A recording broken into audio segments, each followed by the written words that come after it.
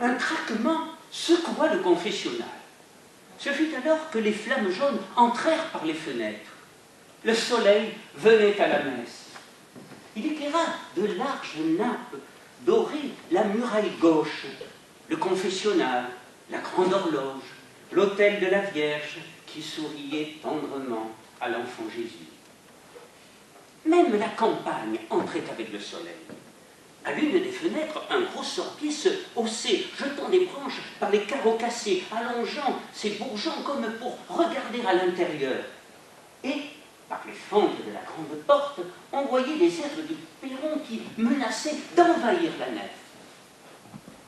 Seul, au milieu de cette vie montante, le grand Christ restait dans l'ombre, mettait la mort, l'agonie de sa chair barbouillée d'ocre, éclaboussée de laque. Un moineau vint se poser au bord d'un tronc. Il regarda, puis s'envola. Mais il reparut presque aussitôt et, d'un vol silencieux, s'abattit entre les bancs devant l'autel de la Vierge. Un second moineau le suivit. Bientôt, de toutes les branches du sorbier, des moineaux descendirent, se promenant tranquillement à petits sauts sur les dalles. « Les deux, ils vont tout salir !» s'écria furieuse la Teuse, ma vieille servante, qui avait été pendant des années au service du père Caffin, le défunt curé, mon prédécesseur dans cette petite église rongée par les soleils et les pluies, surmontée d'une étroite cage en maçonnerie et au milieu de laquelle une petite cloche mettait son profil noir. Elle était bâtie sur un tertre peu élevé qui descendait en pente douce jusqu'au village des Artaud, composé d'une trentaine de misérables maisons faites de pierres sèches, jetées le long d'un étroit chemin sans rue indiquée et tassées dans l'infini. Dans ce village, poussé là dans les pierres, ainsi qu'une végétation noueuse de la vallée, tous les habitants étaient parents. Tous portaient le même nom, si bien qu'ils reprenaient des surnoms dès le berceau pour se distinguer entre eux. C'était au fond de cette ceinture désolée de collines un peuple à part, une race née du sol, rude et farouche. Un trou ce village, et tous des mécréants ces Artaud, répétait sans cesse la Teuse. Elle me dit un jour, vous, si mignon, comment l'évêque a-t-il pu vous donner la cure la plus pauvre du département? Je lui répondis alors en souriant, ah, mais c'est moi qui ai choisi les Artaud. Est-ce que nous ne sommes pas heureux ici? Nous avons tout ce qu'il nous faut. Nous vivons dans une paix de paradis. Ah, vous êtes un saint homme, monsieur le curé, s'exclama alors la bonne vieille toute ronde qui boitillait en passant le plumeau dans tous les coins du presbytère. C'est pourtant vrai que j'avais choisi les Artaud. J'avais alors tout juste 25 ans. La mort subite de mes parents avait précipité mon entrée dans les ordres 2 ans plus tôt. J'avais laissé à mon frère aîné, Octave, toute la fortune familiale et j'avais pris sous ma protection ma petite sœur Désirée, de 3 ans ma cadette. Elle était fort belle, mais le cerveau vide. La chérie innocente était si puérile, si petite fille, qu'elle m'apparaissait dans la pureté de ces pauvres d'esprit auxquels l'Évangile accorde le royaume des cieux. Elle était à l'aise qu'avec les animaux de la basse-cour. Ce fut sans doute sa pauvreté d'esprit qui la rapprochait d'eux. Elle entendait leur langage mieux que celui des hommes, les soignait avec des attendrissements maternels. Quelquefois, le matin, elle venait me réveiller au lever du soleil, les cheveux tombants, les bras toujours nus jusqu'au coude, en criant « Serge, Serge, viens donc voir les bêtes !» Je me faisais un peu prier, mais je finissais par la suivre. Orgueilleusement, elle me montrait sa basse-cour, en me disant « Tu vois comme c'est propre ?» Toutes les bêtes l'adoraient. Et quand elle partait, il jetait des cris lamentables. Le petit cochon, surtout, avait un gémissement prolongé de si qu'on aiguise. Elle leur faisait des révérences, leur envoyait des baisers du bout des doigts. Et elle riait de les voir tous là, comme amoureux d'elle. « Je voudrais une vache », me dit-elle un jour tout en rougissant à l'oreille. Ah, j'avais une profonde affection pour Désirée, que je voyais grandir, presque à vue d'œil. Elle était heureuse dans son petit monde où l'animal était le roi. Quant à moi, je passais mes journées dans l'existence intérieure que je m'étais faite. Je fermais résolument la porte de mes sens en dépit de ma jeunesse. Et je ne cherchais qu'à m'affranchir des nécessités du corps, n'étant plus qu'une âme ravagée par la contemplation. Aux Artaud, j'avais trouvé les ravissements du cloître que j'avais jadis ardemment souhaité. À chacune de mes lectures de l'imitation, je croyais que Dieu était tout, et je marchais dans ma foi ainsi que dans une cuirasse qui me protégeait contre les moindres souffles mauvais. Frère Arcangias, un frère des écoles chrétiennes, qui dînait avec moi à la cure tous les jeudis, n'approuvait guère mon indulgence envers Vincent, le cadet des Brichets, qui servait la messe. Il était certes un peu polisson, et il aimait jouer dans le petit cimetière qui jouxte l'église, ce paradis pour lui, où il y avait des nids, des lézards, des fleurs. Ça, c'est de rôder ici comme un païen. Les morts iront te tirer les pieds la nuit si tu marches encore sur eux. Puis je hurla un jour le frère qui venait de le surprendre et le tenait rudement par une oreille. « Oh, je n'ai pas peur !» répondit l'enfant avec le haussement d'épaule d'un esprit fort. « Les morts, ça ne bouge pas !» Je souriais alors et tâchais d'apaiser frère Arcangias, dont le jugement envers les gens des Artaud était aussi sévère que ceux de la Teuse. Voyez-vous, ces Artaud, c'est comme ces ronces qui mangent les rocs ici. Ils poussent dans les religions, comme leur père. Il y a 15 ans que je suis ici et je n'ai pas encore réussi à faire un chrétien. Tentés généralement de prendre leur défense, on ne doit jamais désespérer des pécheurs. Mais ils reprenaient plus violemment encore. Non, ceux-là sont au diable. Ils se conduisent comme des bêtes, voyez-vous. Ils sont comme leurs chiens qui n'assistent pas à la messe, qui se moquent des commandements de Dieu et de l'Église. Ils forniqueraient avec leurs pièces de terre tant ils les aiment. Frère Arcangias me causait parfois d'étranges scrupules. Il m'apparaissait dans sa vulgarité, dans sa crudité, comme le véritable homme de Dieu, sans attache terrestre, tout à la volonté du ciel, humble, rude, l'ordure à la bouche contre le péché. Lorsque le frère m'avait révolté par des paroles trop crues, par quelque brutalité trop prompte, je m'accusais ensuite de mes délicatesses, de mes fiertés de nature, comme de véritables fautes. Mais je respirais. J'étais comme soulagé à son départ. Soulagé de me retrouver seul, de m'en aller à petits pas, lisant mon bréviaire, délivré de cette voix âpre qui troublait mon rêve de tendresse pure.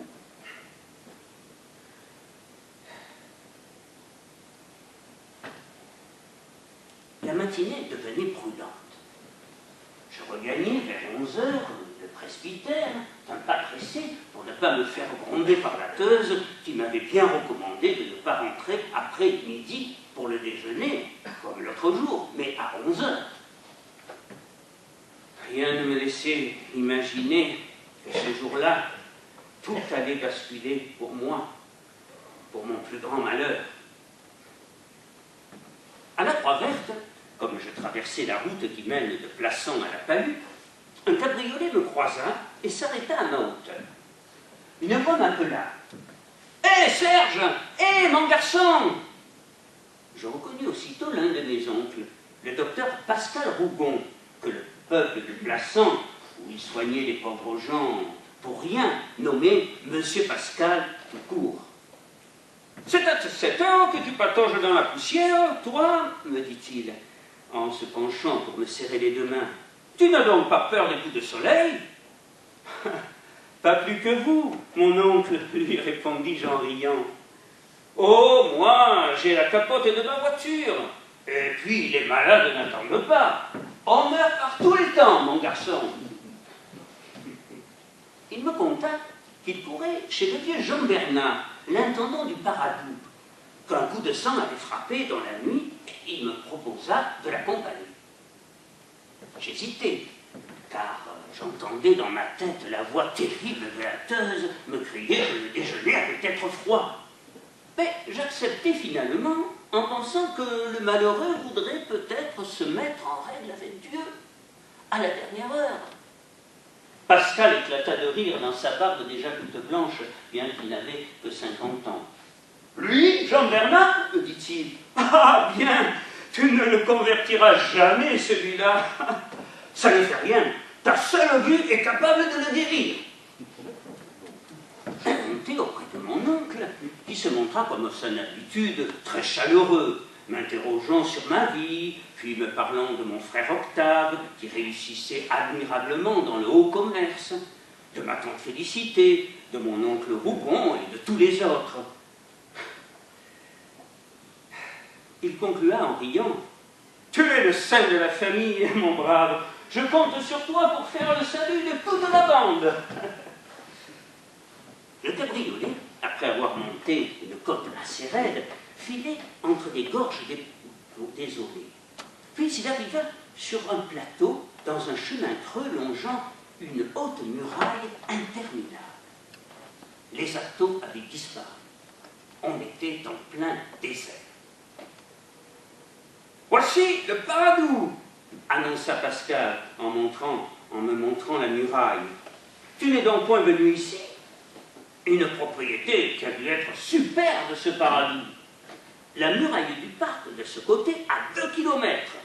Mais depuis plus de 100 ans, tout pousse à l'aventure. Le parc est une véritable forêt, au milieu de roches pelées qui l'entourent. » En quelques phrases hachées, il me raconta l'histoire du Paradou, une sorte de légende locale.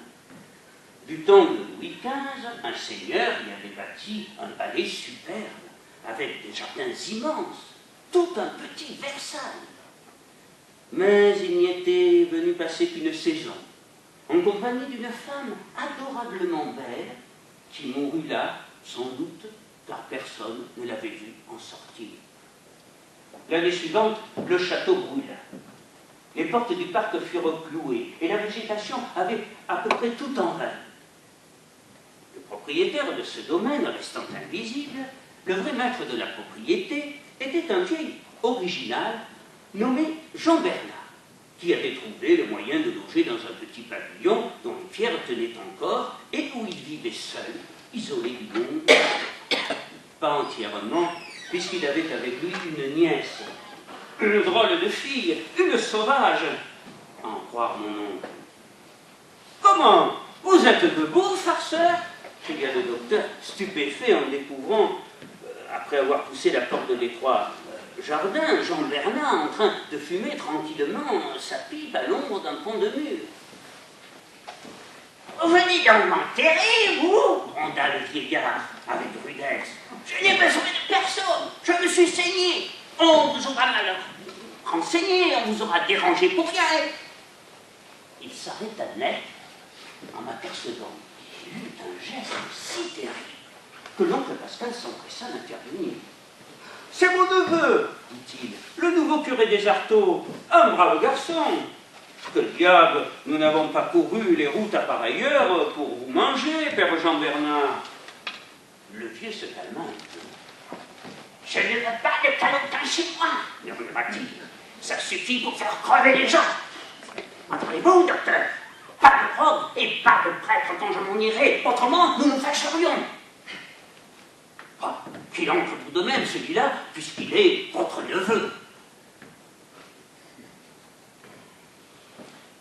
Je n'osais pas intervenir, et j'examinais avec curiosité cette figure étrange, ce solitaire couturé de rides, à face de briques cuites, aux membres séchés et tordus comme des paquets de cordes, qui semblait porter ses 80 ans avec un dédain ironique de la vie.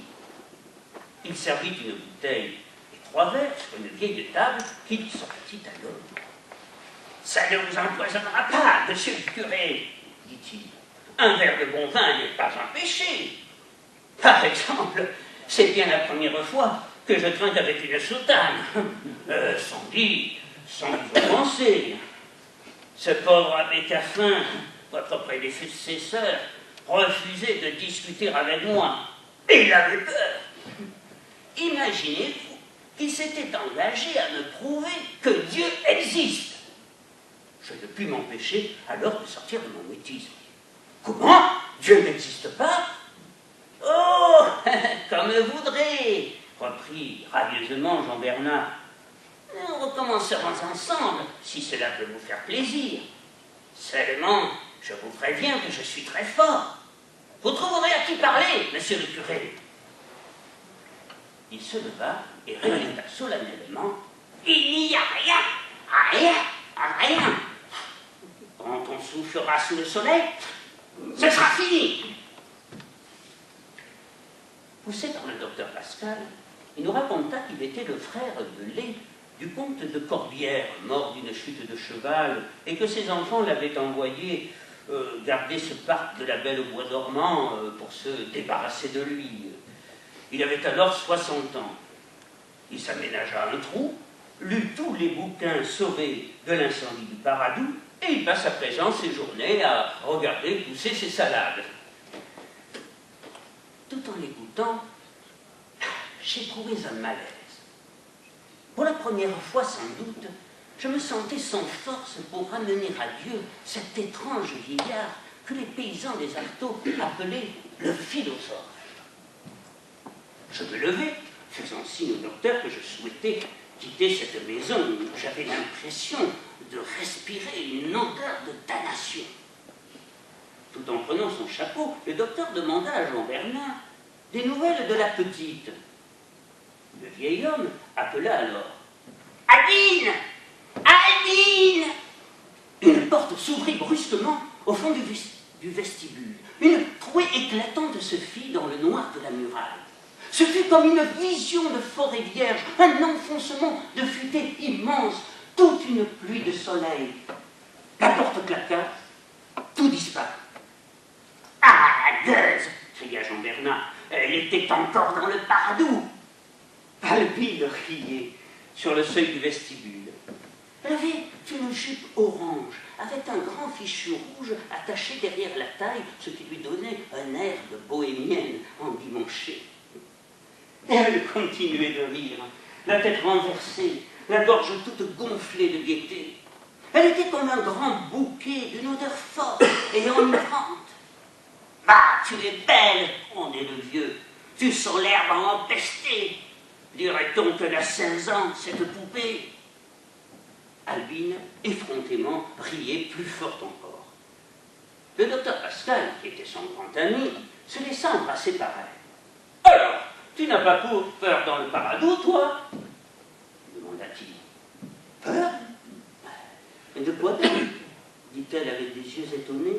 « Les murs sont trop hauts, personne ne peut entrer. Il n'y a que moi, c'est mon jardin, à moi toute seule. Il est joliment grand, je n'en ai pas encore trouvé le bout. » Elle m'avait souri, sans honte aucune, sans même s'inquiéter de mon regard surpris. Cette enfant blonde, à la face longue, ardente de vie, me semblait la fille mystérieuse de cette forêt entrevue. J'étais à la fois troublé et fasciné par sa beauté sauvage. Elle proposa un nid de merle au docteur. Celui-ci refusa en riant et lui proposa de le donner à la sœur de monsieur le curé, qui aime bien les bêtes. Elle m'interpella alors.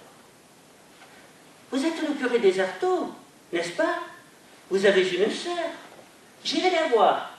Seulement, vous ne me parlerez pas de Dieu. Mon oncle ne veut pas. » D'un bond de chair, elle disparut, laissant une pluie de fleurs derrière elle. « J'en verrai qu'elle finira par coucher dans le paradou, » murmura le vieux d'un air indifférent en laissant retomber derrière nous la barrière de bois qui formait l'ail. Dans le cabriolet, sur le chemin du retour, je restais silencieux, encore sous le choc de cette singulière visite. Mon oncle parlait pour moi. « Une drôle de gamine, me disait-il. Elle avait 9 ans lorsqu'elle est tombée sur ce païen. La petite se trouvait en pension quelque part quand le père s'est tué. C'était une demoiselle, savante déjà, et coquette donc. Maintenant elle s'habille comme une sauvage. Tu as entendu? Le paradou est à elle. Elle doit mener un joli train dans ce désert. » Soudain, lorsque le cabriolet sortait enfin du chemin creux, j'entendis une voix claire, coupée de rire, qui criait « Au revoir, docteur! Au revoir, monsieur le curé! J'embrasse l'arbre! L'arbre vous envoie mes baisers! »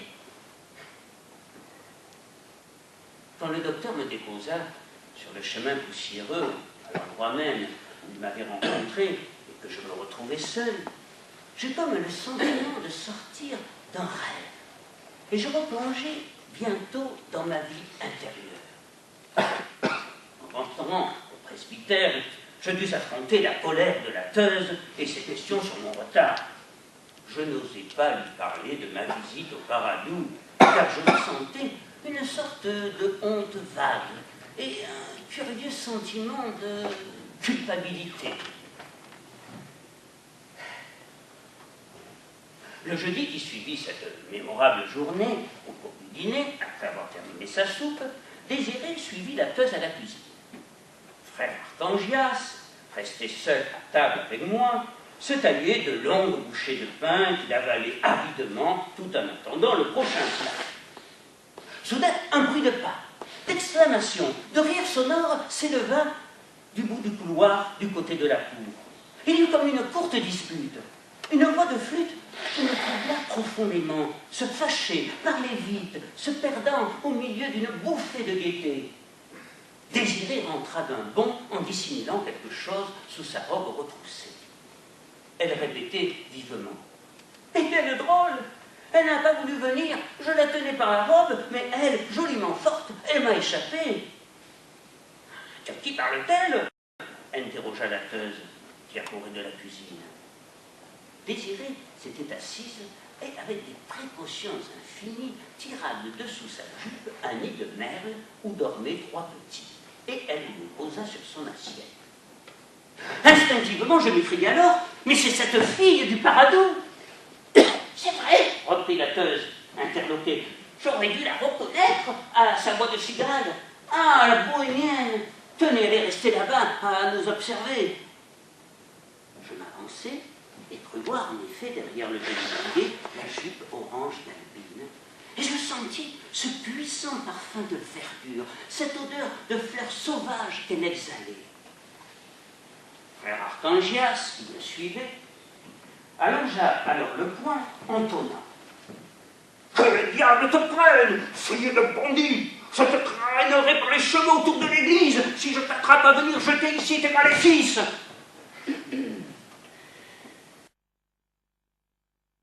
Puis il retourna à table et mangea goulûment la suite du repas, tandis que Désiré, en extase devant le nid de Merle, refusa de finir le dîner et couvrit le nid de ses bras nus.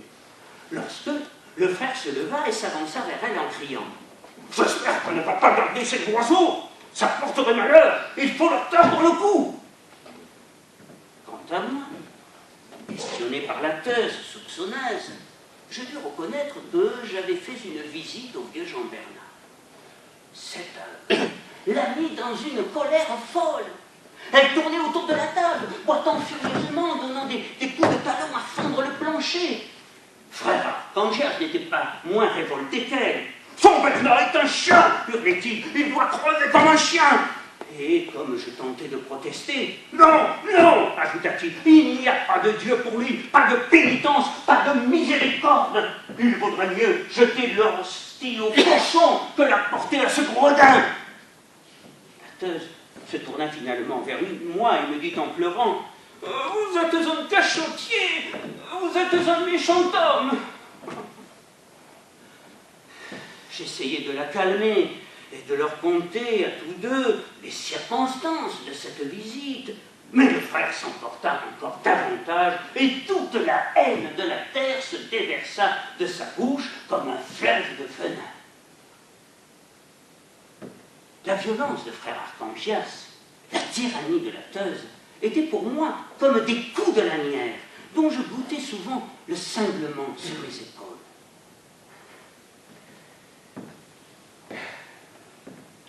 Je ressentais une joie pieuse à m'enfoncer dans la bassesse.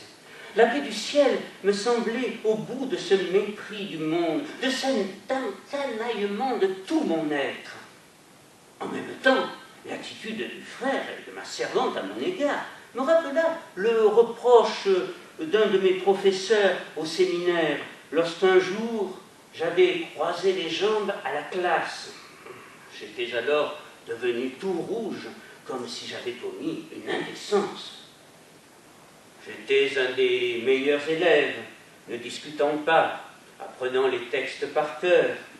Dieu était tout pour moi, et tous mes raisonnements prouvant son existence et son éternité m'emplissaient d'une certitude inébranlable. Quand le calme revint à la cure, frère Archangias, apercevant mes filles dans la cour avec des brassées de feuillage, me demanda d'une voix maussade si c'était pour le mois de Marie. Puis il se dirigea lentement vers la porte et il s'arrêta avant de la franchir en levant un de ses doigts velus et me dit sur un ton presque menaçant « Méfiez-vous de votre dévotion à la Vierge !» Le soir même, dans l'église, une dizaine de grandes filles, encadrées par la teuse, galopant autour d'elle, en les houspillant, décorèrent l'église de branches d'olivier, de laurier, de romarin.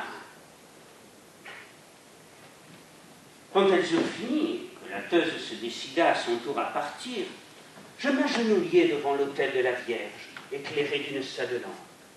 Toute la lumière, adoucie, comme verdie par les feuillages, dormait sur la grande Vierge dorée qui semblait descendre d'un air royal porté par le nuage où se jouaient des têtes d'anges ailés. Des bruits vagues, des craquements venaient des deux bouts de l'église. J'oubliais le Christ lamentable, le supplicié barbouillé d'ocre et de laque qui agonisait derrière moi à la chapelle des morts, et je la regardais dans sa splendeur croissante. Elle me semblait vêtue de soleil, s'avançant majestueusement, glorieuse, colossale vers moi. Alors, dans cette adoration de tout mon être qui faisait expirer les paroles sur ma bouche, je me souvins du dernier mot de frère Archangias, comme d'un blasphème. Souvent, le frère me reprochait cette dévotion particulière à la Vierge, qu'il disait être un véritable vol à la dévotion de Dieu. Selon lui, cela amollissait les âmes, enjuponnait la religion, créait toute une sensiblerie pieuse, indigne d'effort. Il gardait rancune à la Vierge d'être femme, d'être belle, d'être mère. Et voyait en elle un commencement de passion humaine, une pente au déclite des beaux cheveux châtains, des grands yeux clairs, des mystères des robes tombant du col à la pointe des pieds. Malgré ces exhortations, je ne ressentais que plus de ravissement dans la pureté immaculée de Marie. Je la nommais ma chère maîtresse. Ce soir-là, je restais plus d'une heure agenouillé dans l'église vide, les mains jointes, les regards sur la Vierge d'or se levant comme un astre au milieu des verdures. Je cherchais l'assouplissement de l'extase, l'apaisement des troubles étranges que j'avais éprouvés pendant la journée. Quand l'horloge, avant de sonner l'heure, grinça d'une voix arrachée, j'eus un frisson. Je n'avais pas senti la fraîcheur de l'église me tomber sur les épaules. Maintenant, je grelottais et je me décidais à quitter l'autel de la Vierge. Lorsque je pris la lampe pour monter me coucher, j'eus l'impression que mes tempes éclataient. Arrivé dans ma chambre, une vaste pièce, trouée de 2 immenses fenêtres carrées, je posai ma lampe sur la commode, devant une grande statue de l'Immaculée Conception. Je me sentais si mal que j'allumai dans la cheminée le feu de souche de vigne qui était tout préparé. Ma gorge était serrée. Je ressentais une angoisse confuse, un trouble inconnu, grossi doucement et devenu intolérable. Pourtant, je n'avais pas péché.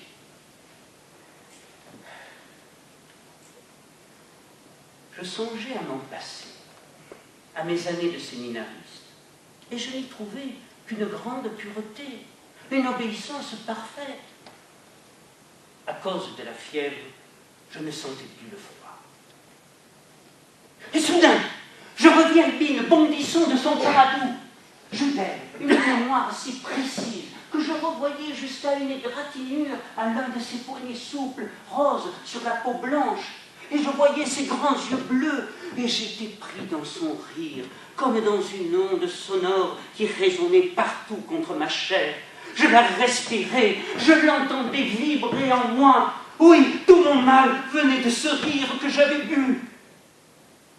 Debout, au milieu de la chambre, entre 2 fenêtres ouvertes, je restais grelottant, pris d'une peur qui me faisait cacher la tête entre mes mains. Je sentis alors une brûlure à mes lèvres.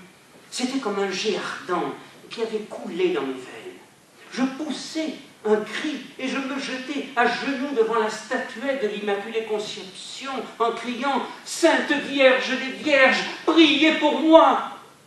C'était un appel désespéré, un cri épuré de désir que je lui lançai.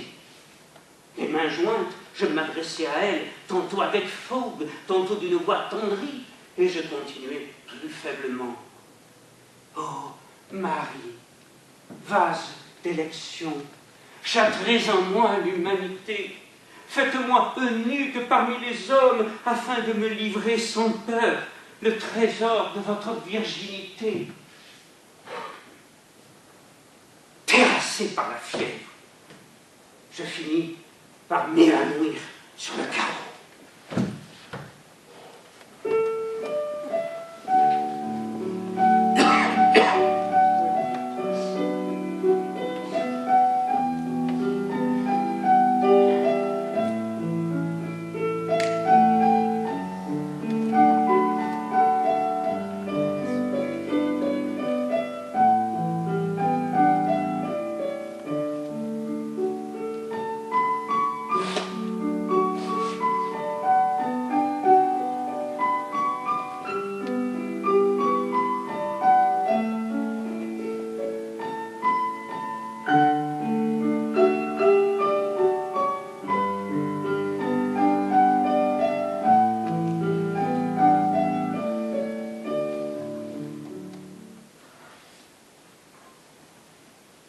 Le plus loin que je me souvienne, durant ma maladie, c'était dans un lit qui me brûlait le corps.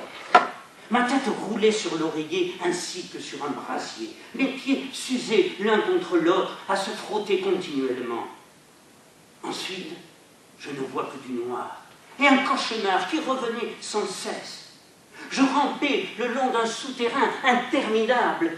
Les parois se resserraient, un amas de cailloux tombait de la voûte et je désespérais de pouvoir jamais traverser cet éboulement de plus en plus considérable.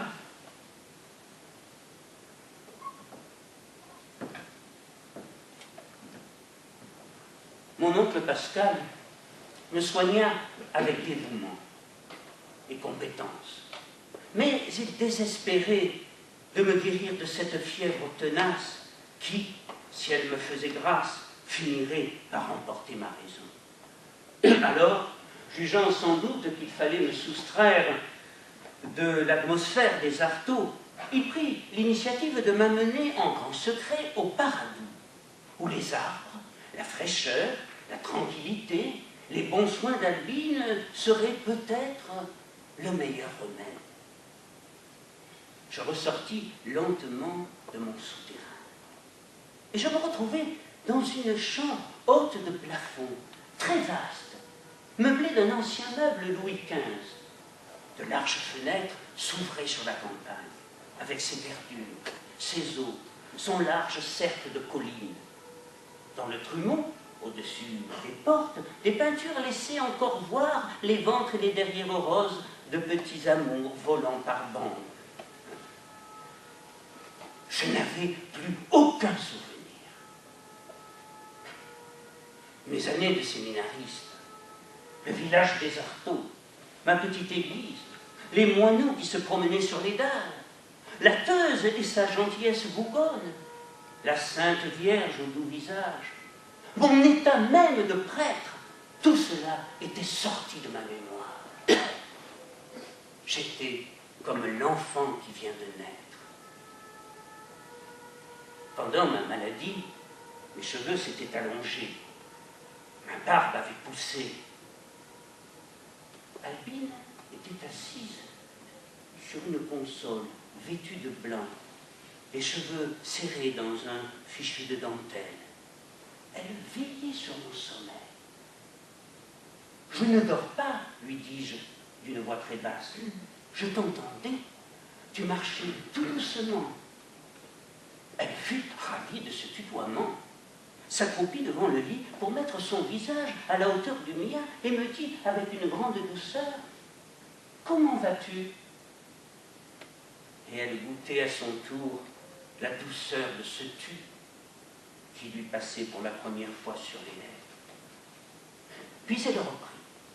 « Tu es guéri maintenant, et le docteur lui-même ne reviendra pas, parce qu'à cette heure, c'est moi qui suis ton médecin.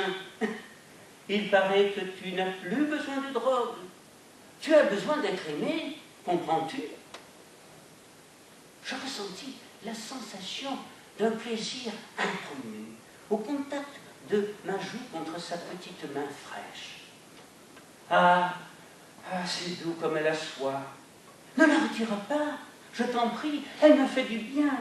C'est une caresse partout, un soulagement, une guérison. Pendant quelques jours, le temps fut affreux. Des ondées crevaient les arbres. Je fus pris par la fièvre. Quand le soleil revint enfin, Albine triomphante s'écria en ouvrant les volets. « Ah, mon bon Serge, l'hiver est fini, nous voilà sauvés !» Elle tira vivement les rideaux, ouvrit les fenêtres toutes grandes. Je me levai lentement et me laissai envahir par le soleil. Je repris des forces, m'habitua aux bouffées de grand air qui faisaient envoler les rideaux des fenêtres. À mesure que ma santé revenait, j'avais besoin de sensations plus fortes. « Quand tu pourras te lever, m'avait dit Albine, tu t'assoiras devant la fenêtre. Tu verras le beau jardin. » De plus en plus, je ressentais le désir de suivre Albine dans son petit monde plein de promesses tendres, le paradis, en en ouvrant les bras comme pour serrer le jardin tout entier contre ma poitrine. Pendant des semaines, Albine, progressivement, à force de soins délicats, me poussa au seuil de son parc immense, d'une limpidité verte, frais et profond comme une source. Charmé, j'hésitais à tâter du pied ce lac de lumière. « On dirait que tu as peur de te mouiller, me dit Albine. Va, la terre est solide. » Je me sentais de mieux en mieux. Mes membres reprirent la santé de l'adolescence. Je restais des après-midi entiers en face du Paradou. Et puis, un jour, où le soleil était encore plus joyeux qu'à l'habitude, elle me poussa à l'extérieur, jusqu'au mûrier qui était sous la fenêtre. Je mis un quart d'heure à faire 5 pas. Elle me disait, en riant, « Tu as l'air d'un arbre qui marche !» Elle m'adossa contre le mûrier, dans la pluie du soleil tombant des branches, et s'en alla d'un bond, puis me demanda de la rejoindre. Je m'avançai lentement. « Comme tu es beau !» me criait-elle. La santé, la force, la puissance étaient sur ma face. Mes longs cheveux retombaient sur mes épaules en boucle, tandis que ma barbe, légère, frisait à ma lèvre et à mon menton, laissant voir le blanc de la lune. À partir de cette matinée, tous les jours, je fis une courte promenade dans le jardin. Et puis, un jour, je pris ses mains en répétant d'une voix frémissante et d'admiration, « Comme tu es belle !» Sa face longue, au front étroit, à la bouche un peu forte, riait de toute la vie tendre de ses yeux bleus. Et j'ajoutai, « Et que je t'aime !» en l'attirant vers moi. Autour de nous, les rosiers fleurissaient. C'était une floraison folle, amoureuse, pleine de rires rouges, de rires roses, de rires blancs. Les fleurs vivantes s'ouvraient comme des nudités, comme des corsages, laissant voir les trésors de poitrine. Et je répétais inlassablement en la serrant dans mes bras, « Je t'aime, je t'aime !» Albine était une grande rose, une des roses pâles, ouvertes du matin. Elle avait des pieds blancs, des genoux et les bras roses, la nuque blonde, la gorge adorablement veinée, pâle, d'une moiteur exquise. Elle sentait bon. Elle tendait des lèvres qui offraient, dans une coupe de corail, leur parfum faible encore. Et je la respirais, et je la mettais contre ma poitrine. « Oh, dit-elle en riant, tu ne me fais pas mal, tu peux me prendre tout entière. » Ravi de son rire, pareil à la phrase cadencée d'un oiseau, je lui dis à voix basse, « C'est toi qui as ce chant. Jamais je n'en ai entendu d'aussi doux. Tu es ma joie. » Et elle riait encore. Ah, c'était un rire sans fin, un roucoulement de gorge, une musique sonnante, triomphante, célébrant la volupté du réveil. Tout riait dans ce rire de femme naissant à la beauté et à l'amour, les roses, le bois odorant, le paradou tout entier. Je roulais les longues boucles de ses cheveux de blé, les passant sur mes lèvres, comme pour en faire sortir tout le sang d'Albine. Et tout en baisant chaque boucle, je me posais des questions. C'est étrange. Avant d'être né, on rêve de naître. J'étais enterré quelque part. J'avais froid. J'entendais s'agiter au-dessus de moi la vie du dehors, mais je me bouchais les oreilles, désespéré. Où étais-je donc? Qui donc m'a mis enfin à la lumière? Je faisais des efforts de mémoire, tandis qu'Albine, anxieuse, redoutait que je me souvienne de mon passé. Elle prit en souriant une poignée de ses cheveux, la noua à mon cou, qu'elle attacha à elle. Ce jeu me fit sortir de ma rêverie. Je la pris sur moi, la renversa sur mes genoux, en mettant son visage à côté du mien. « Tu as raison, je suis à toi, qu'importe le reste. C'est toi, n'est-ce pas, qui m'as tiré de la terre. je t'attendais, vois-tu, depuis longtemps. Ne parlons plus. Nous sommes seuls à jamais. Nous nous aimons. Les jours qui suivirent, Albine me fit découvrir de nouveaux points enchanteurs de son jardin immense.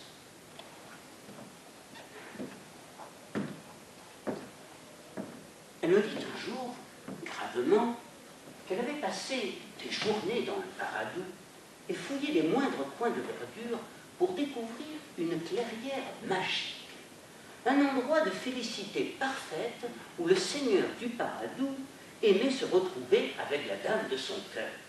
Une retraite enchantée, avec son arbre immense qui devait la couvrir d'un toit de feuilles, avec ses murs de buissons verts que les oiseaux eux-mêmes ne peuvent percer, et elle m'invita à le rechercher avec elle. À deux, maintenant, nous chercherons, nous trouverons. Je m'étonnais de son acharnement. C'est que c'est là, murmura Albine, que la morte est enterrée. C'est la joie de s'être assise qui l'a tuée. L'arbre a une ombre dont le chat me fait mourir. Moi, je mourrais volontiers ainsi. Nous nous coucherions au bras l'un de l'autre. Nous serions morts.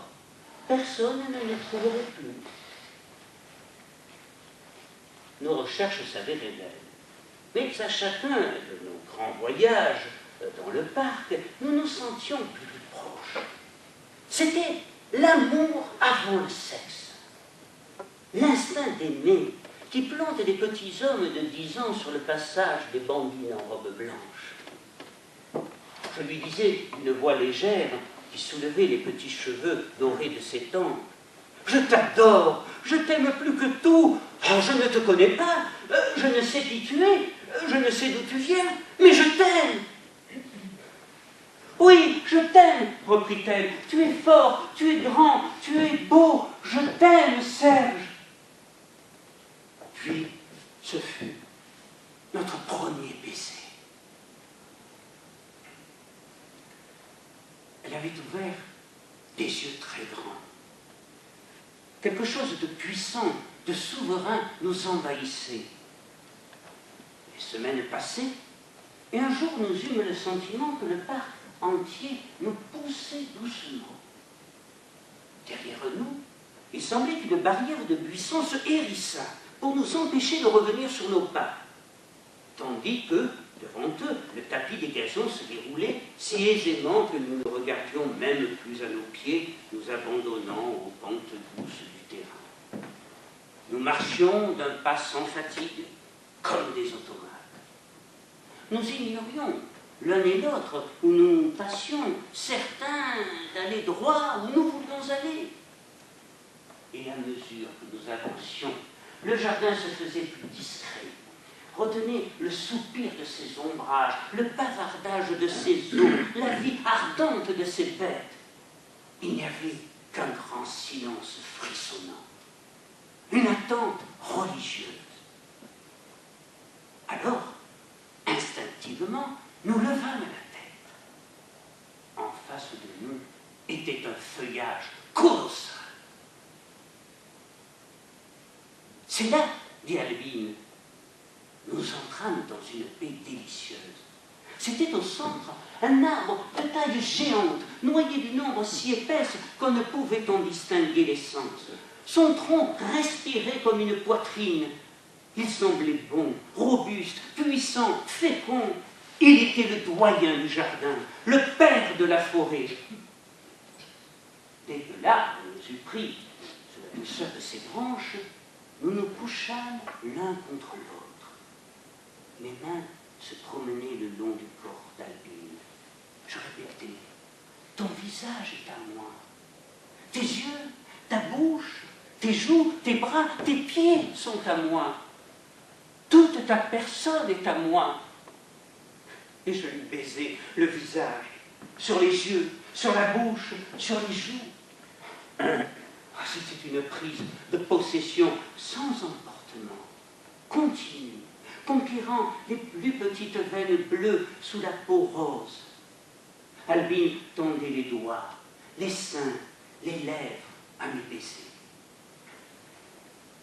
Ce fut l'arbre qui confia à son oreille ce que les mères murmurent aux épousés le soir des noces. Albine se livra. Et le jardin entier s'abîma avec nous dans un dernier cri de passion.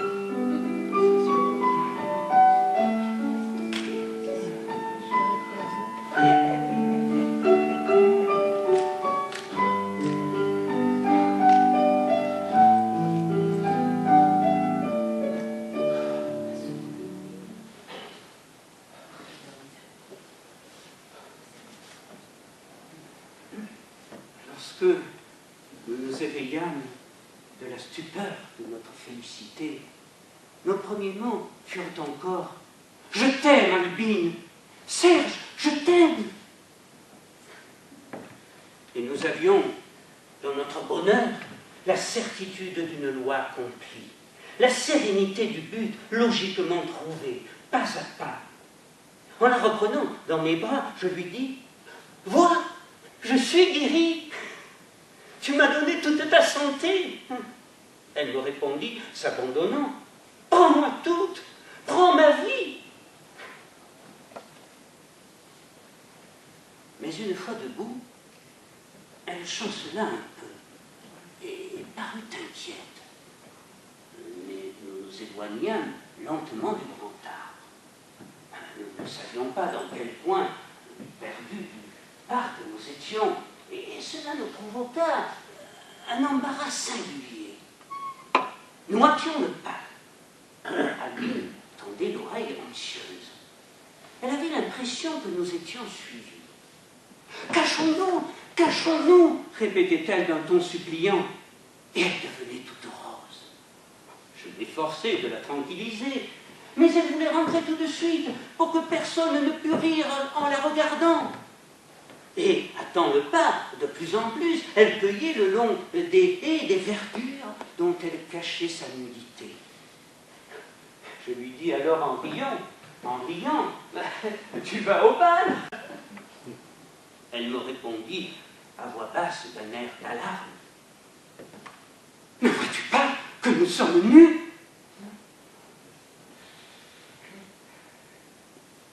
C'était pourtant vrai. Et nous étions partis si vite que nous avions laissé sous le grand arbre nos vêtements épars. Je monte à mon tour, et nous restions dissimulés par les buissons. Tout d'un coup, au bout d'un sentier, nous nous trouvâmes en face d'un obstacle, d'une masse grise. C'était la muraille. Nous la suivîmes alors en courant, comme pris de panique, et soudain, au bord d'un pré, elle parut subitement s'écrouler. Une brèche ouvrait sur la vallée voisine, une fenêtre de lumière. « Serge, par grâce, ne regarde pas !» me dit Albine sur un ton suppliant. Mais je regardai pourtant, malgré moi, cloué au seuil de la brèche. En bas, au fond de la plaine, le soleil couchant éclairait d'une nappe d'or le village des Artaud, pareil à une vision surgissant du crépuscule dont les champs voisins étaient déjà noyés. On distinguait nettement les masures bâties à la débandade le long des routes, les petites cours pleines de fumier, les jardins étroits plantés de légumes, et les tuiles rouges de l'église semblaient un brasier au-dessus duquel la cloche toute noire mettait un visage d'un dessin délié. « Par pitié !» reprenait Albine en sanglotant. « Ne regarde pas, Serge. Souviens-toi que tu m'as promis de m'aimer toujours. » Je l'écartai lentement et je restai stupéfait. C'était donc là ce monde inconnu, le pays étranger auquel je n'avais jamais songé sans une peur sourde. De quel rêve m'éveillai-je? Pour sentir monter de mes reins une angoisse si profonde qui grossissait peu à peu dans ma poitrine jusqu'à l'étouffer. Des vols de moineaux se couchaient sous les tuiles de l'église. Une jupe de cotonnade bleue venait d'apparaître sur le perron du presbytère, si large qu'elle bouchait la porte. À croire que la teuse avait encore grossi. Elle tournait la tête, souriant à Désiré, qui revenait de la basse-cour accompagné de tout un troupeau. Je fus alors secoué d'un tressaillement. Je me souvenais, le passé ressurgissait. Albine sanglotait. « Il est trop tard, tu ne m'aimeras jamais assez !» Je tombais alors à genoux en m'écriant « Mon Dieu !» Et comme je me courbais davantage, la caresse de ma barbe sur mes mains jointes me fit peur. Je ne me connaissais pas ce poil long, ce poil soyeux qui me donnait l'aspect d'une bête. Je tordis ma barbe, pris mes cheveux à deux mains, cherchant la nudité de ma tonsure, mais elle était noyée sous les cheveux. Albine tenta de me reprendre dans ses bras en me suppliant de fuir avec elle, mais je n'avais plus la force de bouger. Alors, avec emportement, elle me demanda « M'aimes-tu » Terrifié, je ne pus répondre. Et c'est à ce moment-là qu'un pas lourd, derrière la muraille, fit rouler les cailloux. Albine ne s'était pas trompée. Quelqu'un était là. Debout, au seuil de la brèche, les poings fermés, silencieux, frère Archangias nous dévisageait. Albine, réfugiée à mon cou, avait un dégoût d'homme rencontrant une ordure au bord d'un fossé. Le frère s'avança de quelques pas et cria « Ça vous voit! Je sais que vous êtes nus! Oh, c'est une abomination! Êtes-vous une bête pour courir le bois avec cette femelle? Oh, je vous ai ramené loin, dites! Elle vous a traîné dans la pourriture et vous voilà tout couvert de poils comme un bouc! Arrachez donc une branche pour la lui casser sur les reins! » Albine me disait tout bas, d'une voix ardente « M'aimes-tu? M'aimes-tu » Heureusement que je vous ai trouvé, continua frère Archangias. J'avais découvert ce trou. Vous avez désobéi. Oh Dieu, vous avez tué votre paix. Lâchez cette gueuse. Ne la touchez plus, car elle est le commencement de l'enfer. Au nom de Dieu, sortez de ce jardin. Invinciblement, je marchais vers la brèche. Et quand frère Archangias, d'un geste brutal, en criant d'une voix tonnante « Au nom de Dieu !» me tirait hors du paradou, Albine s'enfuya au milieu des arbres dont elle battait les troncs de ses cheveux dénoués.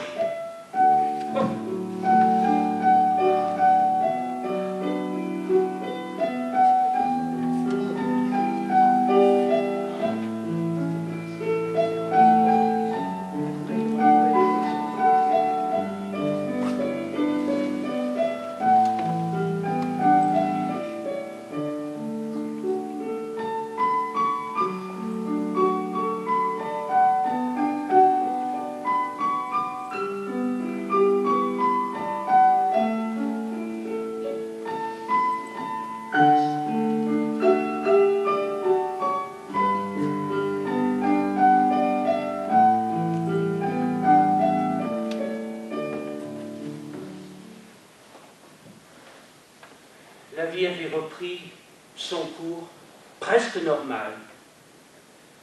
Dans la petite église des Artaud, envahie par le soleil et les moineaux. Mais la teuse, depuis mon retour, ne voulait pas me laisser seule en église. La bonne vieille souffrait de me voir écrasée, à genoux, pendant des heures, au pied de l'autel. venez donc, mademoiselle, disait-elle à Désirée, il est encore là, à se faire du mal.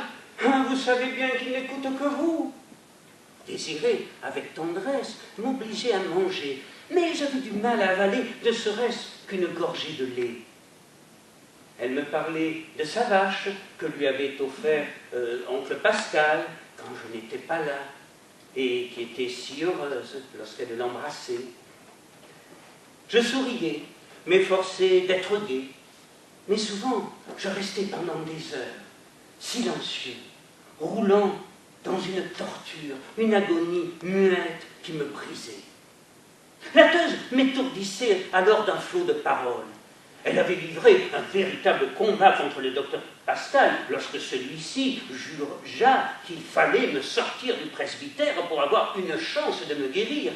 Il dut lui expliquer que la cloche redoublait ma fièvre, que les images de sainteté dont ma chambre était pleine hantaient mon cerveau d'hallucinations, qu'il me fallait un oubli complet dans un milieu autre.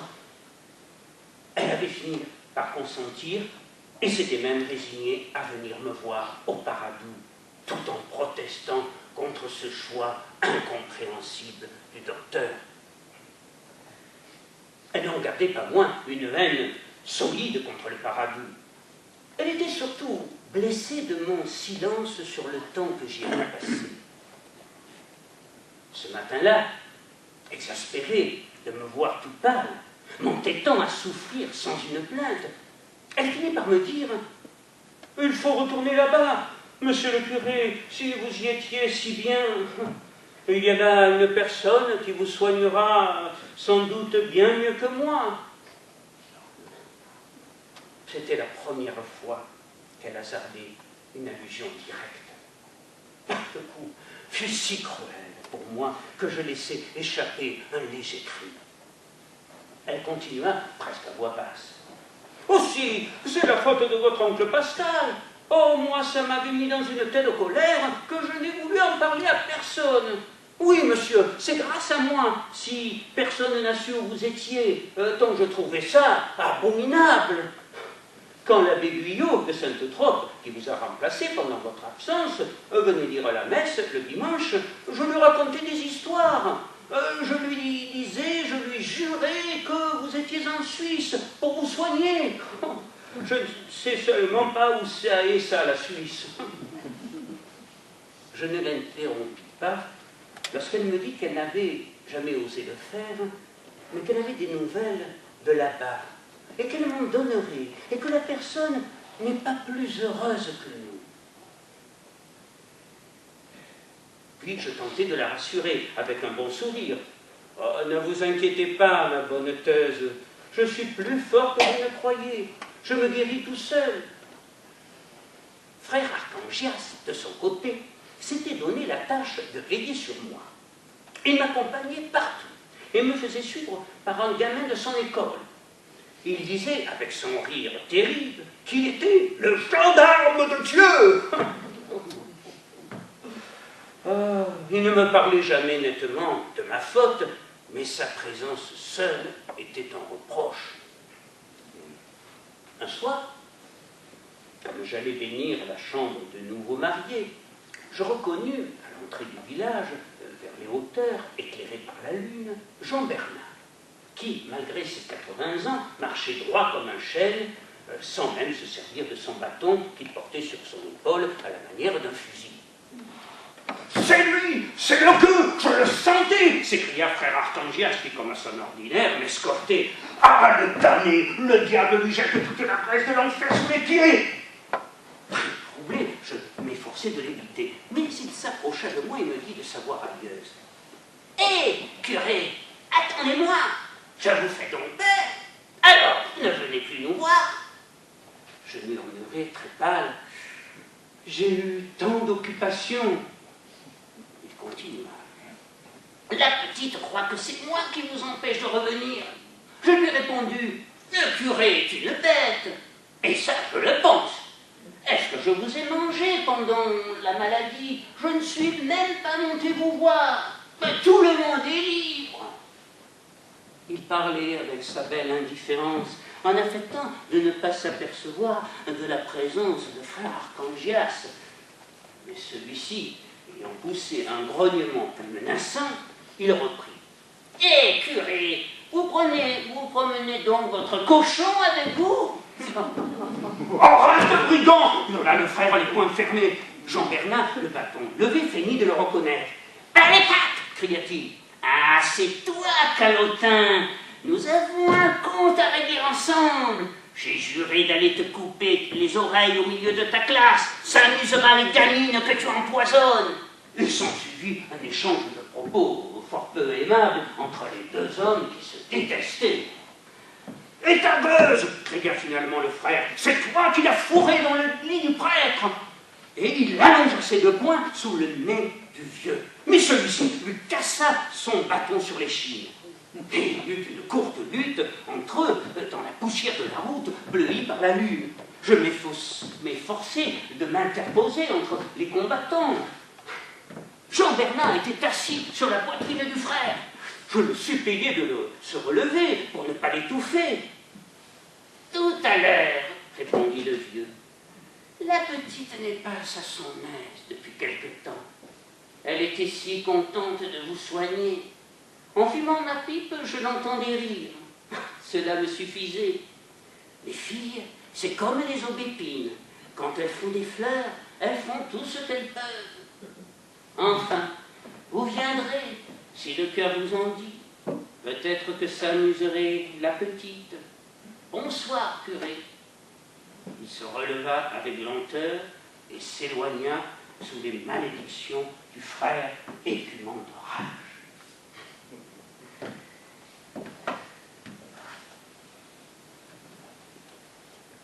Le lendemain était un dimanche. Au fond de l'église, contre une des minces colonnettes de bois qui soutenaient la tribune, je vis soudain le docteur Pascal. Celui-ci n'avait pas sa bonne face souriante. Il était grave, fâché, suivant la messe avec une invisible impatience. Après l'office, il vint me demander de me rendre au Paradou où Albine n'allait pas bien et l'inquiétait. « Je ne puis que prier pour la personne dont vous parlez, » lui dis-je avec douceur. Et il ne put contenir sa colère, mais je refusai de me rendre à ses arguments. Le soir même, comme je priais, prosterné auprès du grand Christ saignant, je sentis une main se poser sur mes épaules. « Serge, je viens te chercher !» me dit une voix que je connaissais bien et qui me fit tressaillir. « Voilà des semaines que je t'attends. Quand j'ai su que tu ne viendrais pas, je suis venu, moi, et je me suis dit, je l'emmènerai. Donne-moi tes mains, allons-nous-en. » Albine me tendait les mains comme pour m'aider à me relever. Je continuais à prier en la regardant et je lui demandais de partir. « Mais tu es à moi, Serge, entends-tu? Tu es à moi !» implorait Albine. « Non, vous vous trompez, je suis à Dieu. » Alors, dit-elle, tu préfères ton Dieu à moi, tu ne m'aimes plus. Il faut reconnaître Dieu, le prier, lui rendre à chaque heure les hommages qui lui sont dus. Eh bien, je veux tout ce que tu veux, parle-moi de Dieu, je croirai en lui, je l'adorerai. Est-ce que je n'ai jamais eu une pensée autre que la tienne? Nous reprendrons nos longues promenades, tu m'instruiras, tu feras de moi ce qu'il te plaira. Oh, consens, je t'en prie. Je lui montrai alors ma soutane en lui disant simplement « Je ne puis, je suis prêtre. » « Mais alors, me dit-elle, pourquoi es-tu venu? C'est toi qui m'as prise pour femme. Tu mentais donc ?» Je levai vers elle mon visage où perlait une lueur d'angoisse et lui avoua « J'ai péché. Je fais pénitence de ma faute, sans espérer de pardon. » Malgré ses supplications, sa colère, ses pleurs, je la repoussai, les mains levées, jusqu'à la porte de la sacristie. Elle me dit alors gravement « Écoute, tous les jours, quand le soleil se couche, je vais au bout du jardin. à l'endroit où la muraille s'est écroulée. Je t'attends. Dans l'église, redevenue silencieuse, je remerciais Dieu du secours qu'il avait bien voulu m'envoyer. Sans lui, j'aurais écouté la voix de ma chair et je retournerais misérablement à mon péché. Mais je regrettais néanmoins de m'être montré si dur avec Albine, de l'avoir chassée sans un mot de tendresse, alors que le ciel permettait d'aimer. Une voix éperdue qui emplit l'église, je criais « Je l'aime! Je l'aime !»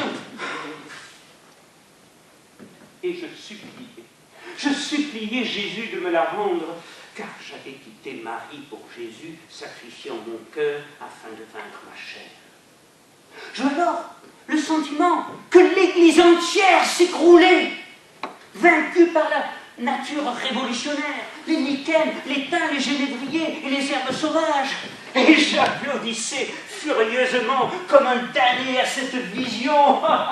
L'église était vaincue. Dieu n'avait plus de maison, plus rien ne m'empêchait à présent de rejoindre Albine. La voix de Désiré qui m'appelait au couloir de la sacristie me tira en sursaut de mon hallucination. « Serge, es-tu là? Nous allons nous mettre à table. »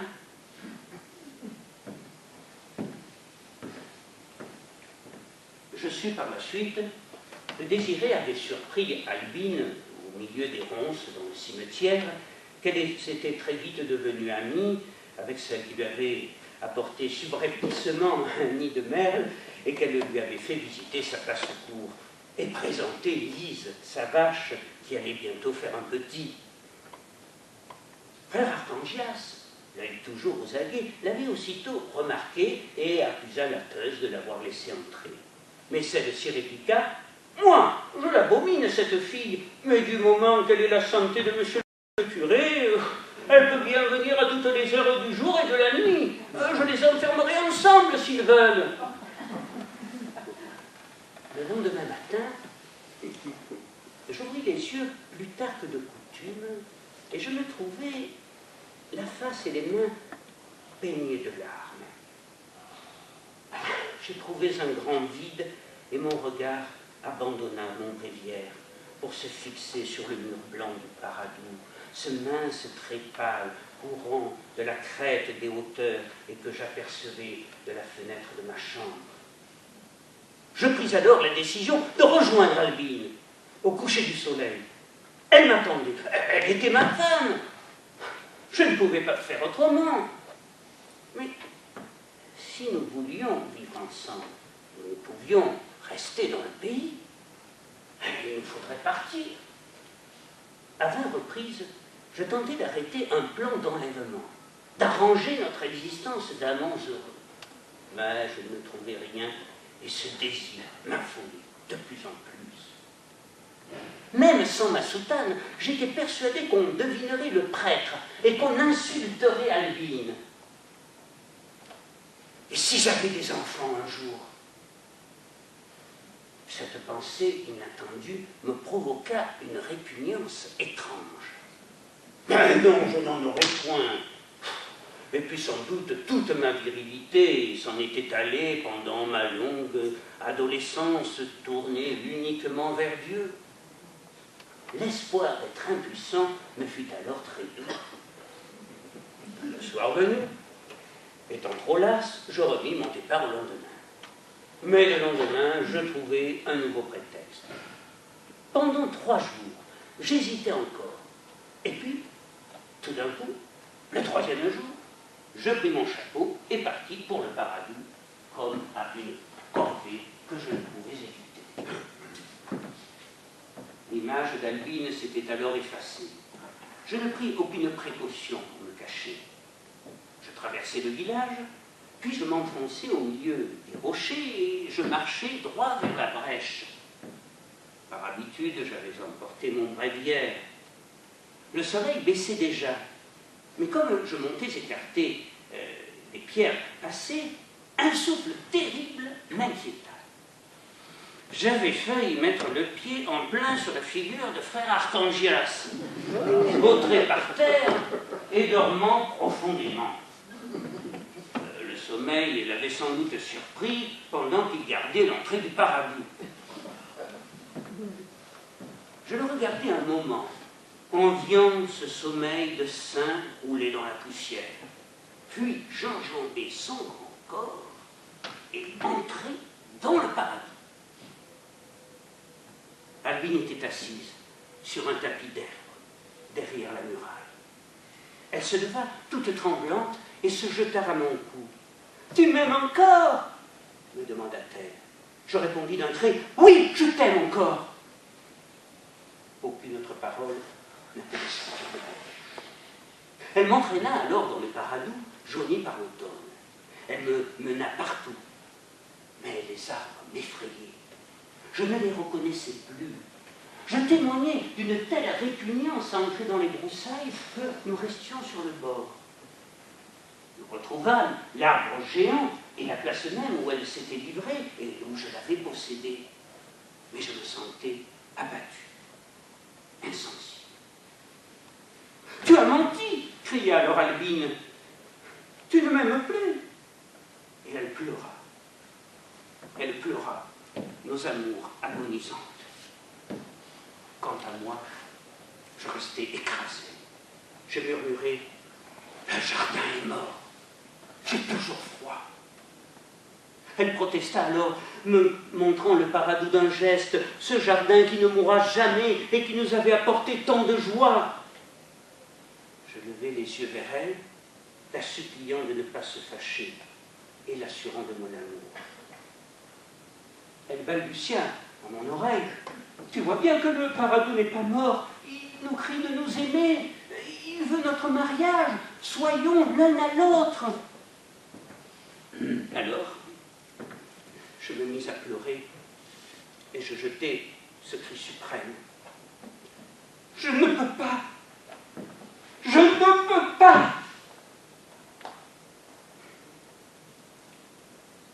Elle me prit alors elle-même d'une étreinte farouche. Ses lèvres se collèrent sur mon cadavre pour le ressusciter. Je n'eus encore que des larmes. Au bout d'un long silence, elle se leva et, méprisante, résolue, me dit à voix basse « Va-t'en !» Je me levai à mon tour, ramassai mon bréviaire qui avait roulé dans l'herbe, et je m'en alla lentement. « Va-t'en !» répétait Albine, qui me suivait en haussant le ton. Et lorsque j'arrivais à la brèche et que j'hésitais à la franchir, elle me cria violemment « Va-t'en ! Va-t'en !» Et elle rentra dans le paradis sans tourner la tête. La nuit tombait. Le jardin n'était plus qu'un grand crucifix d'ombre.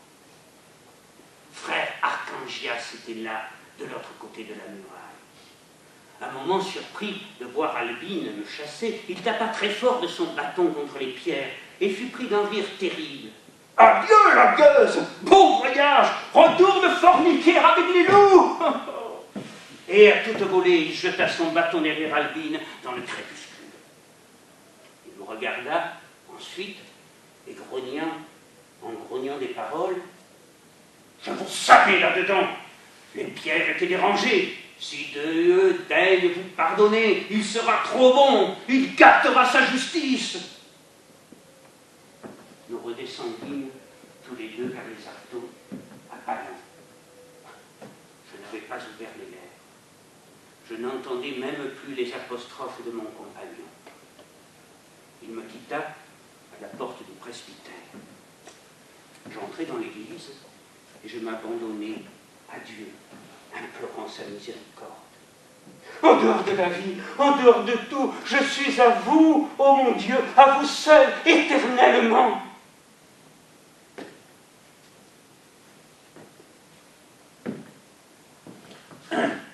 Le lendemain après-midi, avec d'infinies précautions, mais sans pouvoir dissimuler son désarroi, la Thèse m'apprit que le docteur Pascal était arrivé dans son cabriolet au bas du tertre sur lequel l'église était bâtie et m'avait demandé d'une voix furieuse. Il n'avait pas voulu qu'elle m'appelle, mais il demandait à ce qu'on m'informe de la mort d'Albine. La malheureuse était morte dans sa chambre, qui fut la mienne pendant ma maladie. Elle était morte d'asphyxie, avec des fleurs, avec des violettes. Et le docteur avait ajouté, « Dites-lui aussi de ma part qu'elle était enceinte, ça lui fera plaisir !»